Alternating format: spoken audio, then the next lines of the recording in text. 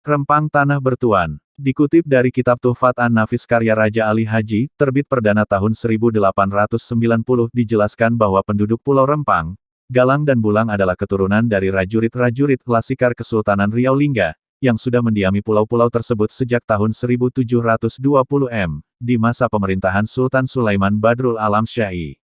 Salam Perang Riau I tahun 1782 sampai tahun 1784 melawan Belanda. Mereka menjadi prajurit Raja Haji Fisabilillah, salah seorang pahlawan nasional. Kemudian dalam Perang Riau II, juga melawan Belanda tahun 1784 sampai tahun 1787, mereka menjadi prajurit yang dipimpin oleh Sultan Mahmud Riyad Shah. Ketika kemudian Sultan Mahmud Riyad Shah hijrah memindahkan pusat pemerintahan ke Daik Lingga pada tahun 1787, Pulau Rempang, Galang dan Bulang dijadikan basis pertahanan terbesar dari Kesultanan Riau Lingga, yang dipimpin oleh Engku Muda Muhammad, dan Panglima Raman, yang diangkat langsung oleh Sultan Mahmud. Kuatnya basis pertahanan di Pulau Rempang, Galang dan Bulang, sehingga pasukan Belanda dan Inggris tidak berani memasuki wilayah Kesultanan Riau Lingga. Anak kusu prajurit itulah yang sampai saat ini mendiami Pulau Rempang, Galang dan Bulang secara turun-temurun. Pada Perang Riau I dan Riau II, nenek moyang mereka disebut sebagai pasukan pertikaman kesultanan, semacam pasukan elit. Jadi adalah keliru jika penguasa negara Indonesia menganggap penduduk 16 kampung tua di Pulau Rempang sebagai pendatang. Penduduk Melayu yang berdiam di Pulau Rempang, termasuk juga Galang dan Bulang, sudah eksis sejak lebih dari 300 tahun yang lalu, beranak pinak berketurunan, hidup mendiami pulau tersebut serta menjaga nilai dan tradisi nenek moyang mereka sampai hari ini. Pada umumnya mereka beragama Islam. Hari ini jumlah penduduk Pulau Rempang diperkirakan 5.000 jiwa, tidak termasuk Galang dan Bulang, bermata pencaharian pada umumnya sebagai nelayan dan berdagang. Masuknya investor ke Rempang, diawali dengan ditandatanganinya MOU tahun 2004 antara Wali Kota Batam, Nyat Kadir, dengan investor dari grup Arta Graha yakni PT MEG. Akan tetapi selama 19 tahun lahan yang diberikan kepada investor tersebut tidak digarap, diterlantarkan. Lalu masuklah sejumlah orang-orang dari luar Rempang yang membuka berbagai usaha seperti ternak babi, ternak ayam, dan kebun buah-buah andel. Mereka adalah pendatang yang menempati bagian darat dari Pulau Rempang. Sedangkan penduduk asli keturunan prajurit Sultan Riau Lingga sejak dulu hingga kini menempati dan berdianem di bagian pesisir di 16 kampung tua Pulau Rempang. Selama 19 tahun ditelantarkan, seharus hak atas lahan sudah dicabut oleh pemerintah sesuai dengan UU Nomor 5 Tahun 1960. Pada tahun 2023 ini PT MEG menggandeng investor dari Cina dengan investasi disebutkan sebesar Rp381 triliun. Masuknya investor dari Cina ini adalah hasil kunjungan Presiden Ri ke Cina akhir-akhir ini. Masuknya investor Cina bersama PT MEG akan membangun megaproyek yang disebut Rempang Eco City, dan untuk itu BP Batam mengalokasikan tanah seluas 117.000 hektare. Berarti seluruh Pulau Galang yang luasnya 116.000 hektare, ditambah dengan pulau-pulau di sekitarnya seperti Pulau Galang-Del. Untuk itu seluruh penduduk Pulau Rempang yang berdiam di 16 kampung tua, akan dipindahkan, direlokasi, ke tempat lain, yang sampai saat ini tempat relokasi itu sama sekali belum dibangun. Konflik dan kekerasan aparat demi investasi. Warga Rempang baru mengetahui adanya rencana pembangunan megaproyek Rempang Eco City pada awal Agustus tahun 2023 dari berita di media. Tidak ada sosialisasi resmi dari pemerintah sebelumnya. Sejak awal Agustus tahun 2023 pihak BP Batam berusaha masuk ke Pulau Rempang untuk memasang patok di atas tanah yang sudah diberikan kepada investor, tetapi tidak berhasil karena warga masyarakat mengusir setiap kali orang-orang BP Batam datang ke Rempang. Tanggal 23 Agustus tahun 2023, seluruh warga masyarakat Rempang dan pulau-pulau sekitarnya dengan 6.000 massa menggelar aksi unjuk rasa menolak relokasi. Warga Rempang tidak menolak masuknya investasi jika memang negara membutuhkan investasi tersebut. Mereka hanya menolak digusur dari tanah leluhurnya.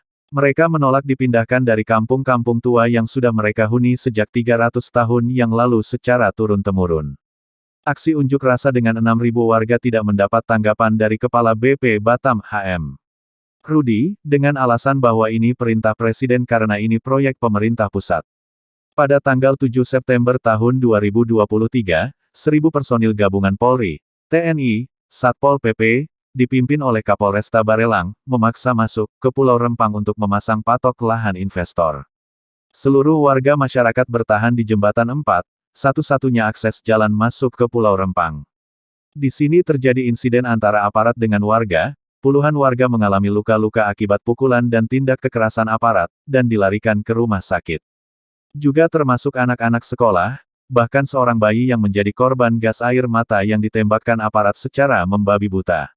Hari itu warga Rempang berduka, usaha dan perjuangan mereka mempertahankan kampung halaman nenek moyang mereka gagal. Sekarang mereka tidak tahu harus kemana. Relokasi yang dijanjikan BP Batam sampai hari ini belum jelas bahkan sama sekali belum ada, karena sarana-prasarana relokasi pun sama sekali belum dibangun.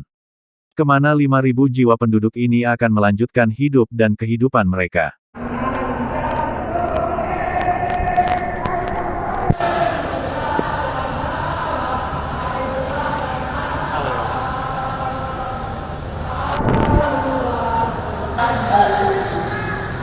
Tanggal 11 September tahun 2023, kembali warga menggelar aksi menolak relokasi, yang mengakibatkan lebih 30 orang warga Rempang dan peserta aksi saat ini sedang ditahan di Mapolresta Barelang dan Mapolda Kepri. Sekarang ini seluruh masyarakat Melayu dari seluruh daerah di Indonesia, seperti Riau, Kalimantan Barat, Bangka Belitung, Sumatera Utara dan bahkan juga warga dari wilayah-wilayah lain, sudah menyatakan dukungan kepada warga Rempang. Selalu saya ingatkan, jangan justru malah menggunakan pendekatan-pendekatan yang represif kepada masyarakat. Masyarakat itu kalau ada ganti rugi seneng gitu loh, yang saya inginkan. Seneng. Kan ganti rugi tapi ganti untung, karena memang harga yang diberikan adalah harga yang terbaik. Karena berulang kali saya tekankan, PSN ini tujuannya adalah memberi manfaat untuk rakyat, bukan justru sebaiknya menderitakan masyarakat.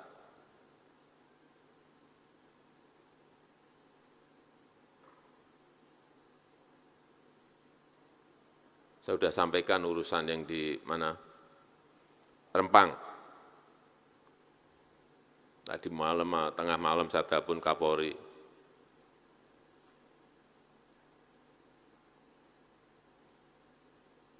Ini hanya salah komunikasi aja di bawah, itu salah mengkomunikasikan saja. Diberi ganti rugi, diberi lahan, diberi rumah, tapi mungkin lokasinya belum tepat, nah itu yang harusnya diselesaikan. Masa urusan kayak gitu sampai presiden.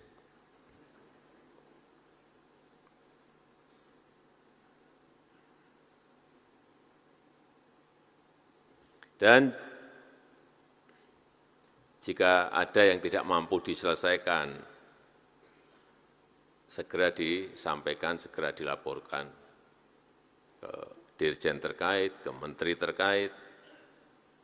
Jangan kalau ditanya, siapa? Gimana? Beres, Pak? Beres, beres. Aman, Pak? Aman, aman. Nanti begitu terakhir, mohon Pak, belum selesai Pak. Nah, tidak bisa selesai Pak. Nah,